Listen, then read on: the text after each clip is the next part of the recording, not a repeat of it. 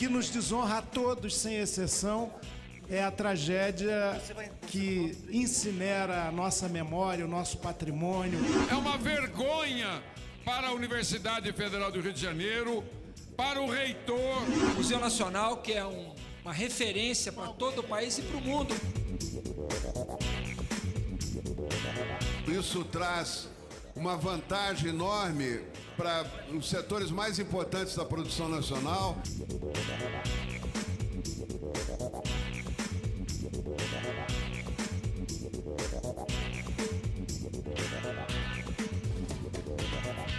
Mais que as votações previstas na pauta, o incêndio que destruiu o Museu Nacional do Rio de Janeiro no último domingo esteve no centro das atenções dos deputados nas sessões do plenário. O museu completou 200 anos agora em 2018 e tinha um acervo de 20 milhões de peças. Eu quero dizer neste plenário que as chamas que tomaram conta do Museu Nacional e destruíram importante patrimônio histórico e arqueológico brasileiro não iniciaram naquela centelha que teve origem ali a destruição do museu, mas certamente passam pelo golpe que o Brasil viveu em 2016, pela tentativa de destruir o Ministério da Cultura, pelo ataque à cultura nacional e, sobretudo, pela emenda constitucional número 95, que acaba com recursos na educação, na saúde, mas também, por consequência, na cultura nacional e em todas as demais áreas. O IBRAM, o Instituto Brasileiro de Museus, que foi criado pelo presidente Lula, teve cortes absurdos ao longo do último período, do período Temer. Parece que a vivência de Palanque está embotando a inteligência do PT e do PSOL. Atribuir o incêndio do Museu Nacional à PEC do teto dos gastos é apontar o desconhecimento ou a má-fé nessa discussão.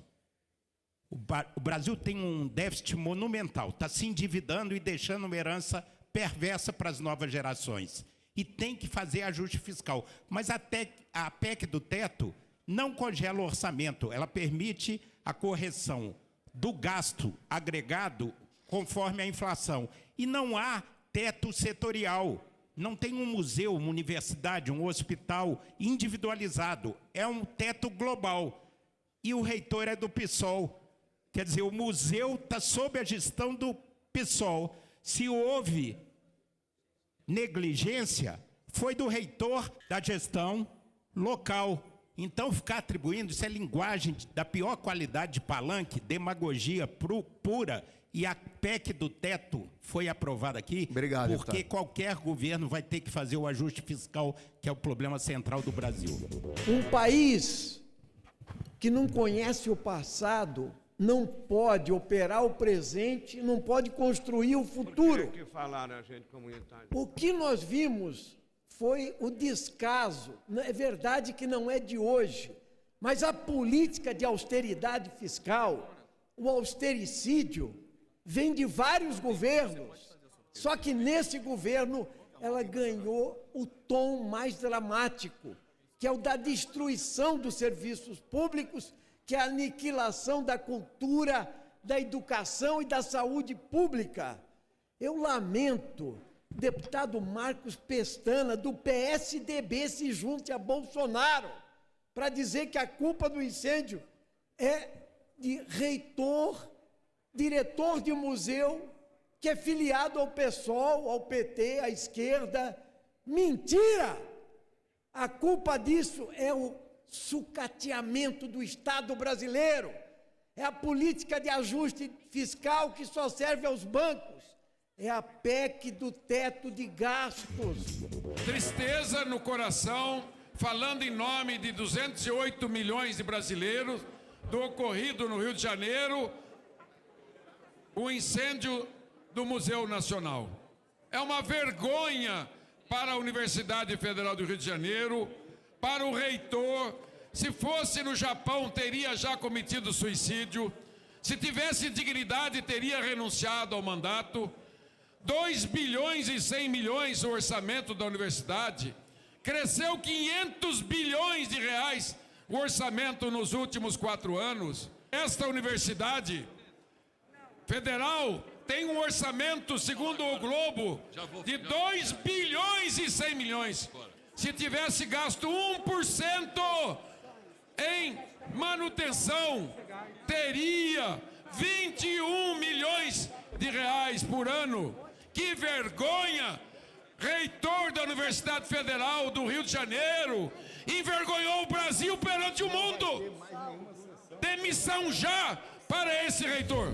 Senhor presidente, eu estou aqui em Brasília, mas estou com o coração no Rio. Museu Nacional, que é uma referência para todo o país e para o mundo, como nós vimos a manifestação de vários presidentes de outros países oferecendo ajuda para a restauração do prédio, para de alguma maneira minimizar um prejuízo incalculável para a cultura, para a memória, para a história, para a ciência brasileiras e da América do Sul e do mundo.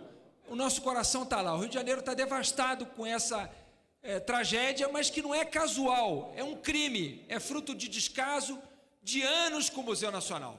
E esse é o momento em que nós temos que prestar contas daquilo que fizemos.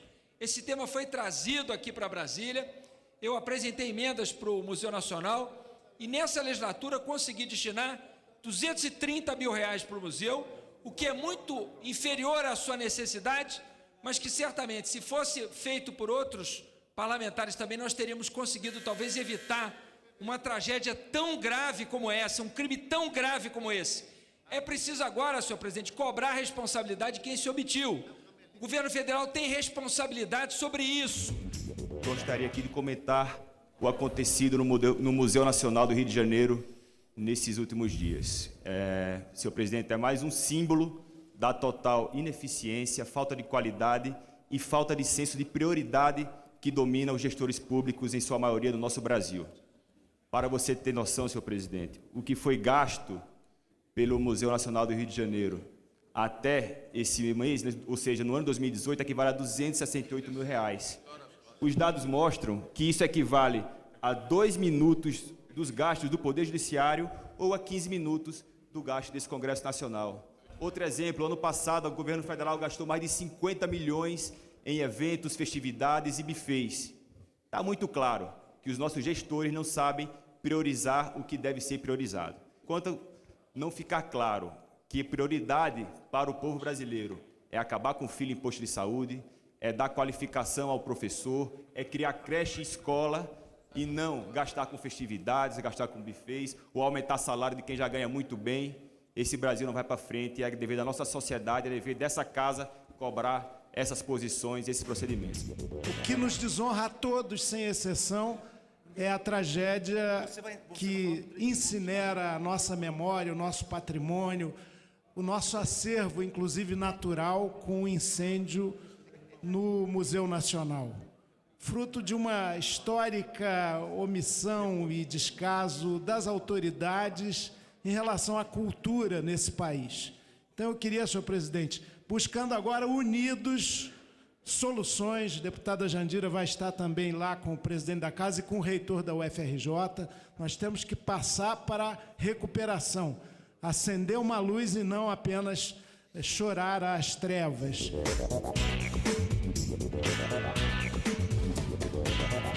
Para avançar nas votações, os deputados fizeram um acordo com o governo e rejeitaram a medida provisória que acabava com o Fundo Soberano. O fundo foi criado em 2008 e funciona como poupança para momentos de crises na economia. Sem obstrução, o plenário aprovou a medida provisória que reduz o preço do óleo diesel. Essa proposta é resultado do entendimento firmado pelo governo com os caminhoneiros durante a greve de maio. Nós estamos aqui aprovando essa medida provisória 838, mas ela é um band-aid. Ela não resolve o problema efetivo que nós estamos vivendo e que logo, logo vai explodir de novo, que é o fato de que a política de preços da Petrobras é uma política que favorece apenas aos investidores privados, aos investidores estrangeiros, que mantêm lucros altíssimos. Enquanto isso, nós estamos usando recursos públicos para subsidiar o óleo diesel e, à medida que o óleo volta a subir, se altera a tabela. Essa é a solução do governo, é uma solução inflacionária, é uma solução que não resolve o problema, não resolve o âmago do problema, que é a política de preços da Petrobras, que tem que ser modificada para que a produção se desenvolva de melhor forma em nosso país. Nós queremos parabenizar aí o plenário desta casa hoje por ter concluído esta votação da medida provisória essa que foi publicada em um acordo com todos os caminhoneiros, principalmente os autônomos, e que favorece não só aqueles que utilizam o óleo diesel transportando a alimentação do país e a produção do país, mas também nas passagens de ônibus urbanos, principalmente de várias cidades, de vários municípios. Aqui nós ouvimos alguns parlamentares falando da política de preço da Petrobras e etc. Infelizmente, a Petrobras ela passou por maus momentos numa administração que praticamente afundou o país, a Petrobras, os fundos de pensão e outras empresas brasileiras. Por isso agora teve que fazer essa alteração nessa política, uma política, claro que não é a melhor, mas é para salvar uma empresa que estava endividada, estava quebrada, estava roubada. Eu queria cumprimentar esse plenário, cumprimentar a Câmara dos Deputados pela votação da medida provisória do óleo diesel. Isso traz uma vantagem enorme para os setores mais importantes da produção nacional, tanto para a indústria quanto para o agricultor. Também para o transporte urbano, vamos nos lembrar que os ônibus que circulam nas cidades estão sendo beneficiados no custo pela redução do óleo diesel. E para os caminhoneiros também, os caminhoneiros que fizeram esse movimento forte, esse movimento poderoso, que obrigou ao país, obrigou a todos a refletir sobre a grave situação que eles se encontravam, né? E agora o governo reconhece, congelou ficou 90 dias, era para ser 60, com 90 dias praticamente congelado o preço do diesel, e agora a cada mês vai ser reavaliado conforme a oscilação do mercado. Durante a sessão, os deputados também falaram sobre o veto do presidente Michel Temer ao reajuste do piso salarial dos agentes comunitários de saúde. O Congresso havia aprovado em junho deste ano um aumento de 52,86%, que seria escalonado em 3 anos, mas o governo argumenta que não há recursos para pagar. Não posso deixar de vir à tribuna para lançar aqui o meu protesto ao absurdo cometido pelo presidente Temer ao vetar, presidente, o projeto de lei que nós aprovamos dessa casa, repondo o piso salarial dos nossos agentes comunitários de saúde do Brasil inteiro.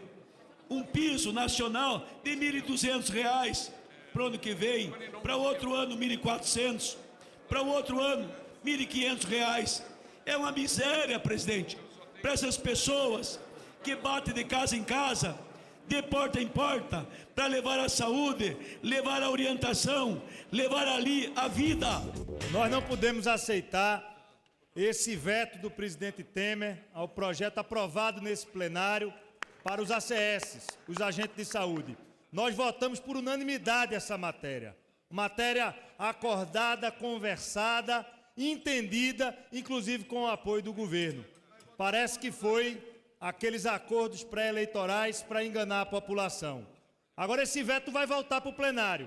E a mesma garra e energia que nós tivemos para cobrar a aprovação do projeto, nós vamos ter para derrubar esse veto. É importante que os parlamentares mantenham a coerência. Não dá para a gente ter um piso para uma categoria tão importante que foi engolido pelo salário mínimo. Hoje o piso para esses profissionais, que são a porta de entrada para o SUS, para a saúde pública, seja igual ao salário mínimo. Precisamos valorizar os agentes de saúde. Temos que dar mais condições para que os nossos municípios possam fazer a sua educação básica, o seu ensino fundamental 1, porque eles fazem com melhor qualidade, fazem com uma ação mais forte. E fica também o grande desafio que nós temos da educação, chamado ensino médio. Ainda, infelizmente, o Brasil patina no ensino médio e é de fundamental que nós tenhamos mais ações para melhorar essa fase tão importante da educação brasileira. Temas de interesse nacional, debates em plenário. a reação e propostas dos deputados. Fatos e opiniões. Na última quinta-feira foi divulgado o SAEB, o resultado do SAEB, que é o nosso sistema de avaliação do ensino básico. E nós tivemos mais uma vez uma notícia que deveria deixar todos nós perplexos nesse parlamento e em todo o Brasil, os envolvidos na educação, que 7 de cada 10 alunos do ensino médio têm nível insuficiente em português e matemática. As duas disciplinas básicas mais importantes.